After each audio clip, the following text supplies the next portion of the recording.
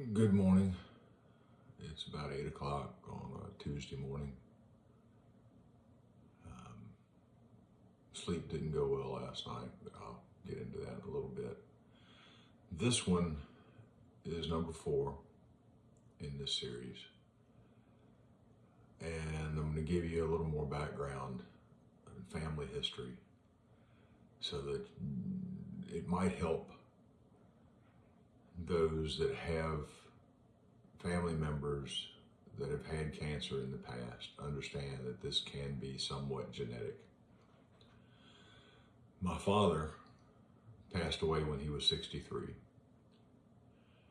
He had stomach cancer.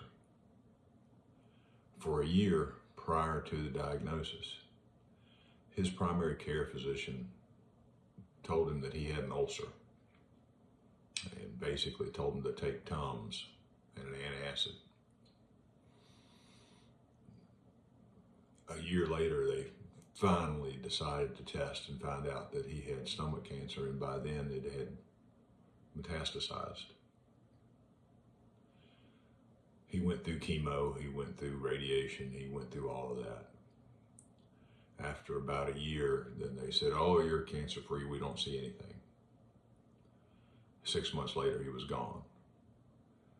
I watched him wither away from the big, strong person that he always has been. And it was heartbreaking. I'd go by every day and have lunch and sit with him. And it broke my heart. This was in the year 2000. In 2010, I lost my firstborn son. His name was Adam. At the age of about 25, his pet, a Rottweiler, stepped on a mole that he had on his big toe. And that mole wouldn't stop bleeding. So he went to the doctor and found out he had melanoma. Now they ended up removing the toe, thinking hopefully that they had got it all, but they hadn't. It had already moved, and it moved to his brain. And he spent the next year going through chemo and surgery and radiation before he passed away at the age of 27. I can tell you, and I know the feeling of others who have been through this. No parent should ever have to bury a child.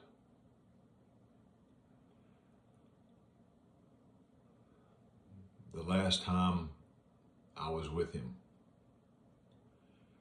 he looked up at me, and he was a big guy. He was my size. He'd become a police officer like me and was so proud of it. But at the end, there were tears in his eyes, and he looked up at me and said, "Dad, please help."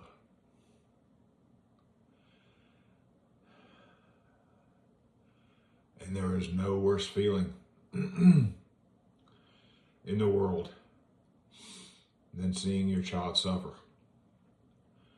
and knowing that there's not a damn thing you can do about it.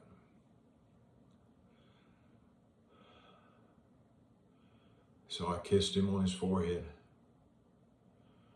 told him that I loved him, and that I was so sorry that I couldn't fix it. I'll get a grip in a minute, guys.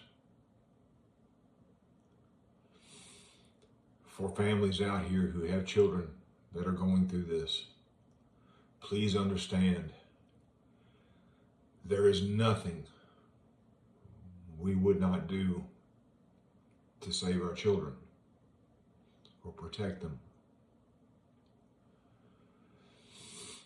And there is no worse feeling than the helplessness that you feel, knowing that you can't fix what they're going through.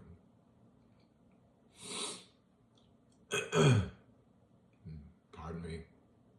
Didn't mean for this to be so gloomy. Thought you needed to know some background. Anyway,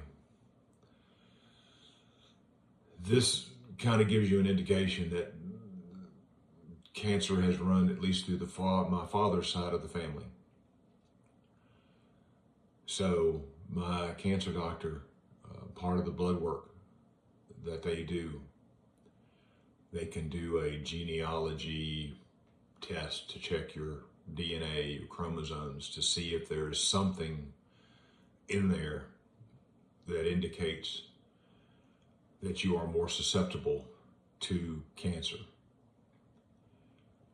I suggest if you have it in your family,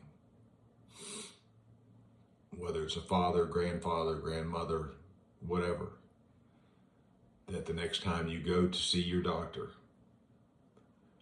that you ask to have a blood test done to see if this particular chromosome, whatever the hell it is in your system, so that you can be aware of the possibility. Now, as far as my own situation, one thing I forgot to add, while I was losing weight and on this carnivore diet and finding myself running to the bathroom more often and more often before I went to the doctors and got all this figured out,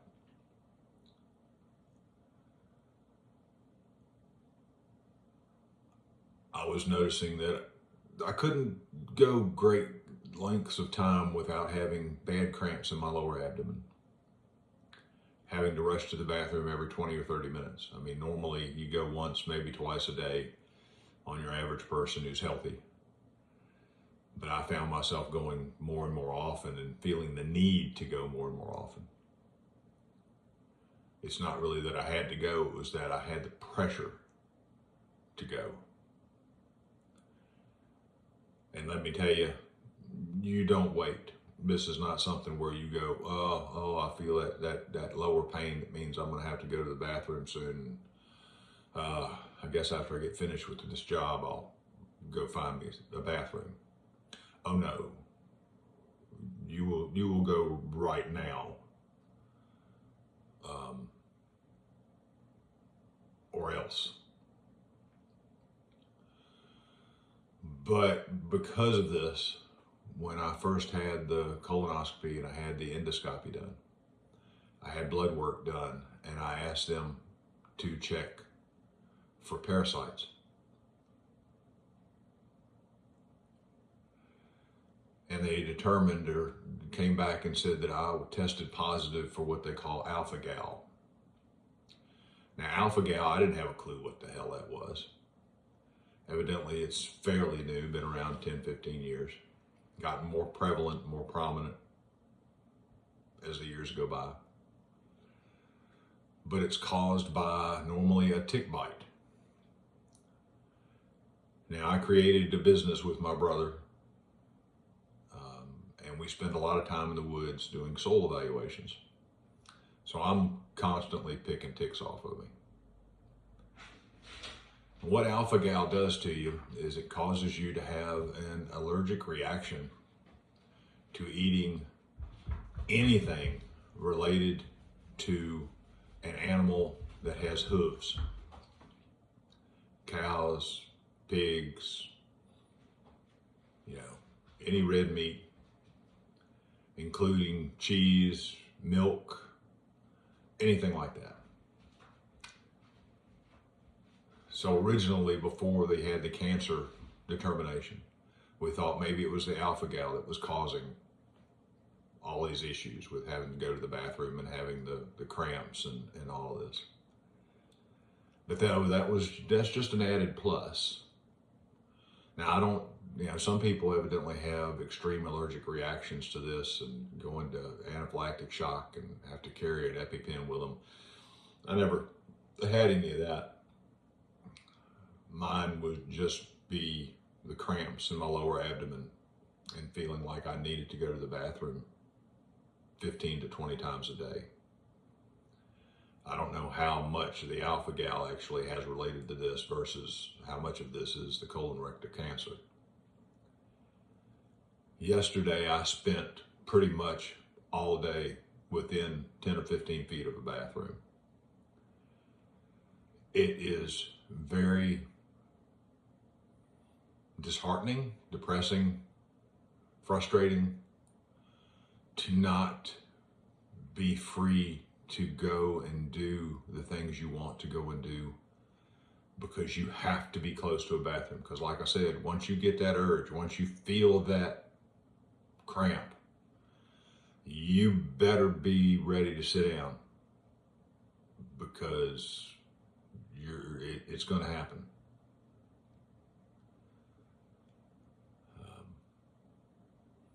Last night was a little rough.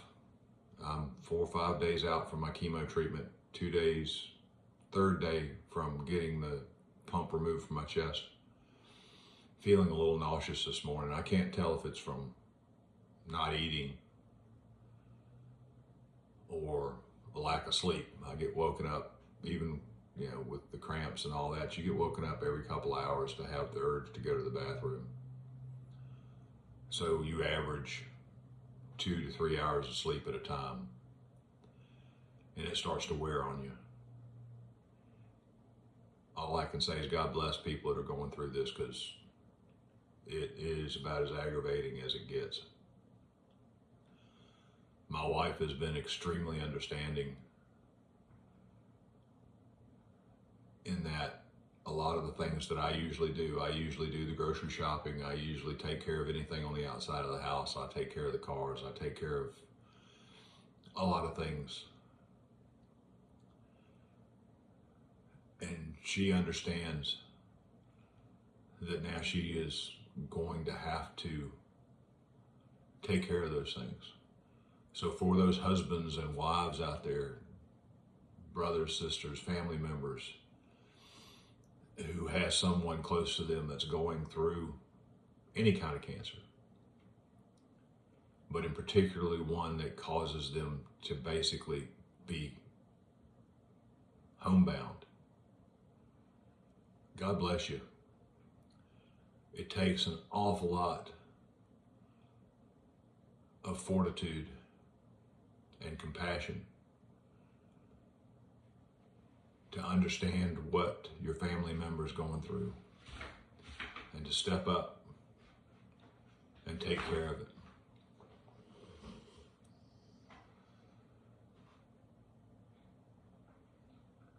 Y'all may have noticed I've got a new shirt on, so you know this is a new day, and I've actually taken a shower. For me, that's something. I hope to get out today. I'm hoping that my stomach will give me a break and let me get out and take care of a few chores and get out in the fresh air for a few minutes. I apologize if this seems like a depressing one. It's something that cancer patients go through, I feel certain.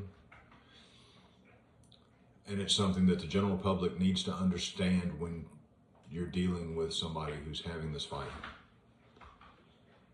They're not going to tell you about it. They're not going to talk to you. That's very personal, very private. I'm not doing this as a woe is me. I'm not doing this to get attention from anybody. But I think it's something that people don't understand. And that's a problem. They need to understand what happens when you go through this. Anyway, this one's long enough.